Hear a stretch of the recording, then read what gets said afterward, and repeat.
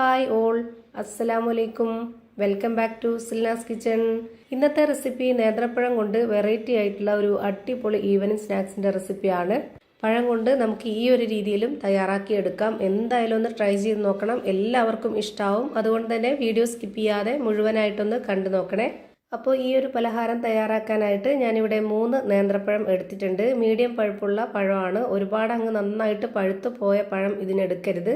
അതുപോലെ നേന്ത്രപ്പഴത്തിൽ തന്നെ ഇങ്ങനെ ചെയ്തെടുക്കാൻ വേണ്ടി നോക്കുക, അതാണ് ഏറ്റവും കൂടുതൽ ടേസ്റ്റ്. ഞാനിവിടെ അത്യാവശ്യം വലിപ്പത്തിലുള്ള 3 നേന്ത്രപ്പഴമാണ് എടുത്തിട്ടുള്ളത്. ഇതിന്റെ തൊലിയൊക്കെ കളഞ്ഞതിന് ശേഷം ഇതൊന്ന് കട്ട് ചെയ്തെടുക്കുന്നുണ്ട്. ഈ ഒരു കണക്കനുസരിച്ചാണ് ബാക്കിയുള്ള എല്ലാ ഇൻഗ്രീഡിയൻസിന്റെ അളവും എടുക്കുന്നത്. നിങ്ങൾക്ക് എത്രയാണോ പലഹാരം വേണ്ടത്, എത്രയാണോ പഴം എടുക്കുന്നത്, അതിനനുസരിച്ച് ബാക്കിയുള്ള ഇൻഗ്രീഡിയൻസിന്റെ അളവും കറക്റ്റ് ആക്കി എടുക്കുക. എന്നാലാണ് ഇതിന്റെ പരുവം കറക്റ്റ് ആയിട്ട് കിട്ടുള്ളൂ. അതുപോലെ തന്നെ ഇതിന്റെ ടേസ്റ്റും ഒരു കറക്റ്റ് ടേസ്റ്റിൽ കിട്ടുള്ളൂ. ഇതുപോലെ കട്ട് ചെയ്ത് മാറ്റിയതിന് ശേഷം ഞാനൊരു ബൗളിലേക്ക് ഇട്ട് കൊടുത്തിട്ട് ഇത് കൈ വെച്ചിട്ട് ഇതുപോലെ നന്നായിട്ട് ഇതുപോലെ ഉടച്ചെടുക്കുന്നുണ്ട്. കൈകൊണ്ട് ഇതുപോലെ ഉടച്ചെടുക്കുമ്പോഴത്തേക്ക് നമുക്ക് കട്ട കട്ടയായിട്ട് കിട്ടും, അതാണ് വേണ്ടത്. ഈ വീഡിയോസ് കണ്ടുകൊണ്ടിരിക്കുമ്പോൾ തന്നെ സിൽനാസ് കിച്ചൺ ചാനൽ ആദ്യമായിട്ട് കാണുന്നവരാണെങ്കിൽ പ്ലീസ് ഒന്ന് സബ്സ്ക്രൈബ് ചെയ്തേക്കണേ. ഒപ്പം തന്നെ ഈ വീഡിയോസ് നിങ്ങൾക്ക് ഇഷ്ടപ്പെടുകയാണെങ്കിൽ ഒരു ലൈക്ക് ചെയ്ത് ഷെയർ ചെയ്ത് സപ്പോർട്ട് ചെയ്യാനും മറക്കരുതേ. ഇപ്പോൾ ഞാനിവിടെ ഈ പഴം നന്നായിട്ട് ഉടച്ചെടുത്തിട്ടുണ്ട്. ഇനി അതിലേക്ക് ഇട്ട് കൊടുക്കുന്നത് സബോള കട്ട് ചെയ്തെടുത്തിട്ടുള്ളതാണ്. ചെറുതായിട്ട് കട്ട് ചെയ്തെടുത്തിട്ടുള്ള ഒരു മീഡിയം സൈസിലുള്ള സബോളയും ഒരു 3 പച്ചമുളകുമാണ് ഇതിലേക്ക് ഇട്ട് കൊടുക്കുന്നത്. പിന്നെ ഇതുപോലെ ഒരു സ്പൂൺ അളവിൽ 1 സ്പൂൺ മുളക് പൊടി ഇട്ട് കൊടുക്കുന്നുണ്ട്. അതിൻ്റെ കൂടെ തന്നെ ഒരു 1/4 സ്പൂൺ അളവിൽ മഞ്ഞൾപ്പൊടിയും ഇട്ട് കൊടുത്തു. ഇനി ഇതിലേക്ക് ആവശ്യത്തിനുള്ള ഉപ്പിട്ട് കൊടുക്കാം. ഈ ഒരു പലഹാരം ഉപ്പും മധുരവും എരിവൊക്കെ ആയിട്ട് നല്ല പ്രത്യേക ഒരു ടേസ്റ്റാണ്. എന്തായാലും ഒന്ന് ട്രൈ ചെയ്ത് നോക്കണം, എല്ലാവർക്കും ഇഷ്ടാവും.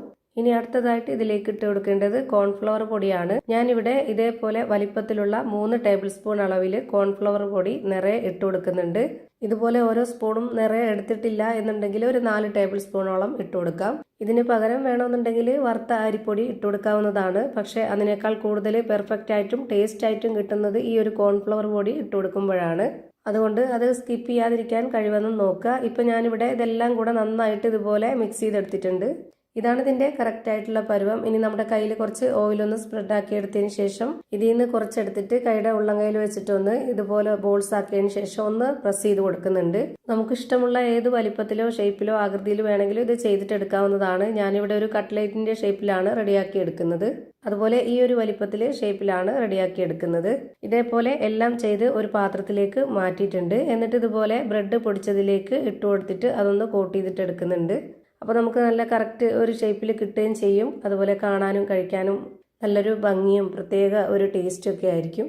ഞാനിതിലിപ്പോൾ തിരിച്ചും മറിച്ചൊക്കെ ഇട്ട് കൊടുത്തിട്ട് നന്നായിട്ടൊന്ന് കോട്ട് ചെയ്തിട്ട് എടുക്കുന്നുണ്ട്. ഇതുപോലെ തന്നെ എല്ലാം ചെയ്ത് ഒരു പാത്രത്തിലേക്ക് മാറ്റുന്നുണ്ട്. ഞാനിവിടെ അടുത്തത് ഒരെണ്ണം കൂടെ കാണിക്കുന്നുണ്ട്. ഇത് നമ്മൾ കയ്യിലെടുക്കുമ്പോൾ നന്നായിട്ട് കുഴഞ്ഞിട്ടാണ് ഇരിക്കുക, അതൊന്നും പ്രശ്നമില്ല. നമ്മൾ ഇതുപോലെ കോട്ട് ചെയ്തെടുത്തതിന് ശേഷം ഒരു പ്ലേറ്റിലേക്ക് മുഴുവനും മാറ്റി വെച്ചിട്ടുണ്ട്. ഇനി ഇതെല്ലാം ഒന്ന് ഫ്രൈ ചെയ്ത് മാറ്റണം. അതിനായിട്ട് സ്റ്റവിലേക്ക് ഒരു പാൻ വെച്ച് ഫ്ലെയിം ഓൺ ആക്കി കൊടുത്തിട്ടുണ്ട്. അതിലേക്ക് കുറച്ച് ഓയിൽ ഒഴിച്ചു കൊടുക്കുന്നുണ്ട്. ഒരുപാട് ഓയിൽ ഒഴിച്ചു കൊടുക്കരുത്, അതായത് ഇത് മുങ്ങിക്കിടക്കുന്ന രീതിയിൽ ഫ്രൈ ചെയ്തെടുക്കരുത്. ഇതുപോലെ വളരെ കുറച്ച് മാത്രം ഓയിൽ ഒഴിച്ചു കൊടുത്തിട്ട് നമുക്കിത് ഫ്രൈ ചെയ്തിട്ടെടുക്കാം.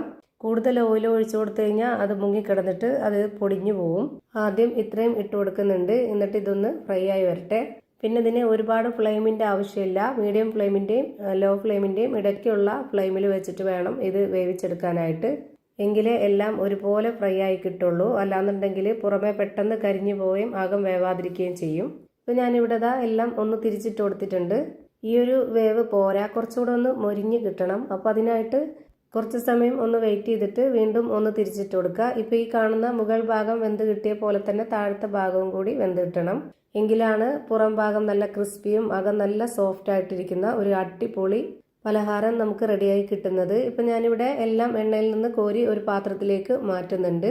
അപ്പോൾ ഇതാ നേന്ത്രപ്പഴം കൊണ്ടുള്ള നല്ല ടേസ്റ്റി ആയിട്ടുള്ള വെറൈറ്റി ആയിട്ടുള്ള ഒരു അടിപൊളി ഈവനിങ് സ്നാക്സ് റെഡിയായി കിട്ടി.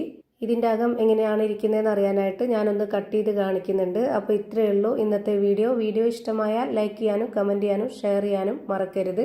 അതുപോലെ തന്നെ ഞാനിടുന്ന പുതിയ വീഡിയോസ് നോട്ടിഫിക്കേഷനായിട്ട് കിട്ടുന്നതിന് വേണ്ടി സബ്സ്ക്രൈബ് ചെയ്ത് ബെല്ലൈക്കൺ അമർത്തി അതിൽ ഓൾ എന്ന ഓപ്ഷൻ എനേബിൾ ചെയ്ത് കൊടുക്കാനും മറക്കരുത്. പുതിയൊരു വീഡിയോയുമായി വീണ്ടും വരും. Thank you for watching.